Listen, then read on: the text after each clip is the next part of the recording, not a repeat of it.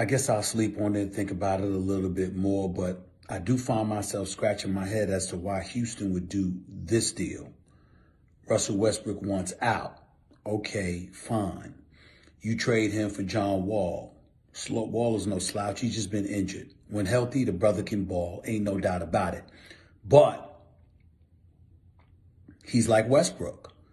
Incredibly athletic. Plays 100 miles an hour. Never cheats you with effort.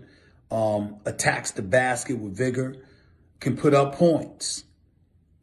But neither of them are shooters. How does this really make Houston better? Wall is a couple of years younger. I got it. Dollars are comparable. It ain't going to make much difference for Houston. It ain't going to make much difference for the Wizards. Even though Westbrook with Bradley Beal could do some things, no doubt. But that was going to be the case for the Wizards with John Wall. So it's got my eyebrows raised as to why they would do that. Especially when Tommy Shepard just said days ago, we ain't trading John Wall. That was a lie. But here's the bigger thing. If you Houston, what is this supposed to do for you? Seems to me James Harden really got to get out of there now. He really got to get at Brooklyn now. Again, Wall ain't much worse than Westbrook. They're both great. They're just similar. So, you Houston, what you getting out of it? You got a first-round pick. That's future reference. That's fine. But that doesn't do much for James Harden, who's after a championship. He after the chip. We'll see. Forget John Wall and Russell Westbrook for a second. Now it's about what James Harden is going to do.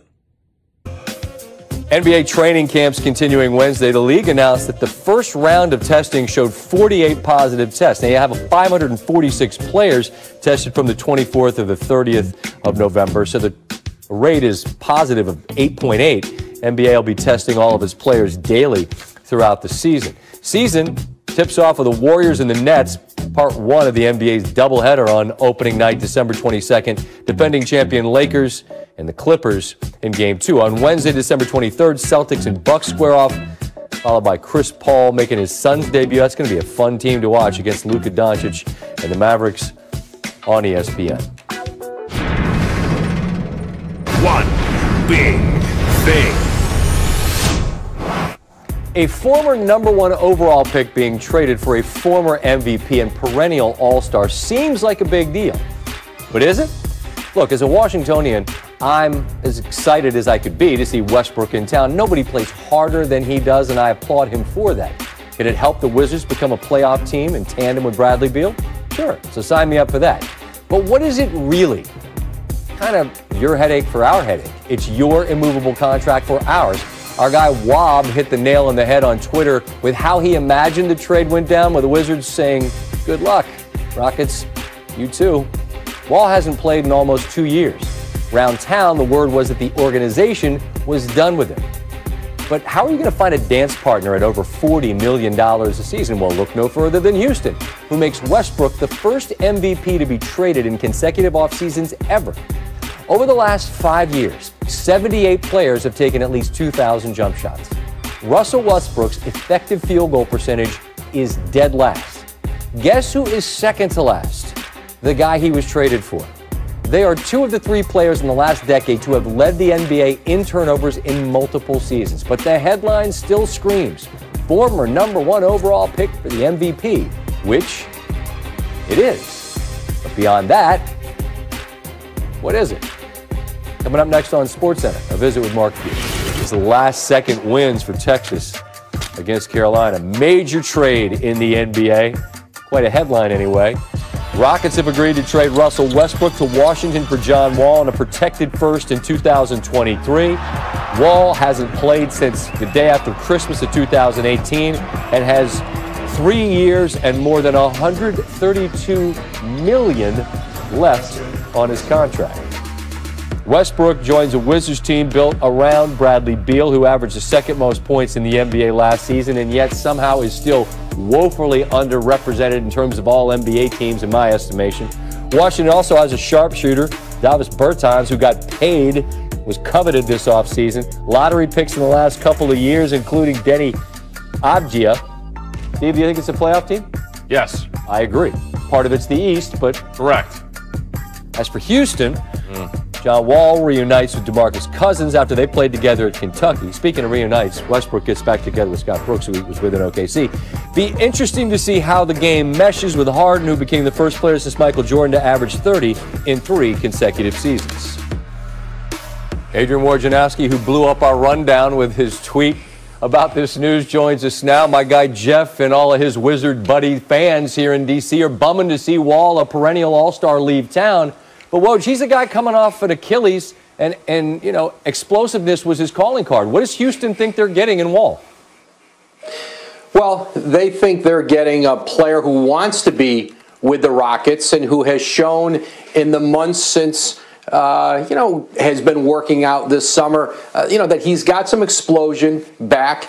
He's expanded his game. He's shooting a three-pointer well with all of this time off. But listen, this was a trade of 2 players on 2 teams who wanted to go in the other direction. Russell Westbrook wanted to be in Washington, reunited with Scotty Brooks, play with Brad Beal, and John Wall wanted to play with James Harden, wanted to go to Houston, and finally they got that deal done this afternoon. The 2 general managers hadn't talked in weeks, and Russell Westbrook's agent Thad Fouché really got them talking today, and then within a few hours they had a deal. Well, as you know better than anybody, if the right deal comes along, anything can happen. But can we mostly assume that this means Harden remains in Houston for the time and Beal remains in Washington for the time? Yeah, our Tim McMahon was reporting today that Houston stance has not changed. They expect to play through here with James Harden. They don't want to trade him.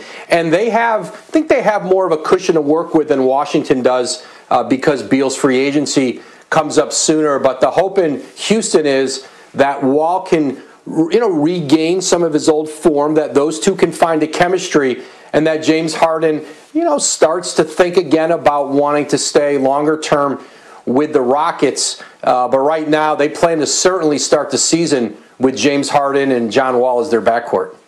Adrian Wojnarowski, the best, as always. Thank you. Thanks, Scott. Drew and Drew say, good to see you. We'll see you down the road. NBA champs making news. LeBron James agrees to a 2-year, $85 million extension with the Lakers. Deal ties James through the 22-23 season with the Lakers, which would be his 20th in the league. Average better than 25, better than 10, and almost 8 rebounds, while finishing second in regular season MVP voting and winning a ring and getting a Finals MVP. As LeBron's salary increases, so does his age. He's owed just over 39 this upcoming season, and that extension kicks in after that, replacing the player option. James will make $44.5 when he's 38 years old. Hope Dave McMenamin enjoyed the 3 minutes off he got out of the bubble and the season getting ready to start. We're saddling back up and riding our Lakers horse here. I don't know that there's ever a bad time to take $80-some-odd million in guaranteed money, but why now for LeBron? It kind of follows the same playbook, Scott, that he had back in 2016. He wins the championship with the Cleveland Cavaliers. He submits his commitment and loyalty to the franchise because that gave him everything he wants out of his NBA experience, being able to put his body, his mind, his family through an NBA season in order to get the ultimate prize of winning a championship and, validating his existence, trying to strive for greatness for the greatest of all time. He did this again here, win the championship with the Lakers. Why did he have to think about going anywhere else? And of course, the other caveat, just last year we were talking about him being in his mid-30s, missing the playoffs, having the biggest injury of his career. Well, this actually guards against some of that, gives it an extra year guaranteed money, $85 million, not a bad payday. Well, the ultimate thing, I think, for LeBron, and he spoke of it, is maybe someday teaming up with his son. Now, look, Bronny, who knows if he's going to be an NBA talent, if he's an NBA talent. We don't know that yet. But if we do the math here, Dave, you don't have to squint to see what it would be. Free agency sets up around the time, presumably, Bronny could be heading to the NBA. All right, is it reasonable to connect those dots? Yeah, certainly. I mean, think about it. LeBron put it out there in the 2017 Finals that the greatest accomplishment of his career would be someday playing alongside his son in the NBA. This contract ends in 2023, at the same time that his son, Bronny, is slated to graduate from high school. Now, right now, with the current CBA, Bronny couldn't come right from high school to the NBA, but who knows if the CBA will have adjustments between now and then. And certainly, even if Bronny is not necessarily an outright lottery pick, if he's a borderline guy who you think could help your franchise potentially, while also be a guy who brings the gravitational pull of his father, who's one of the greatest players of all time, that's a real possibility.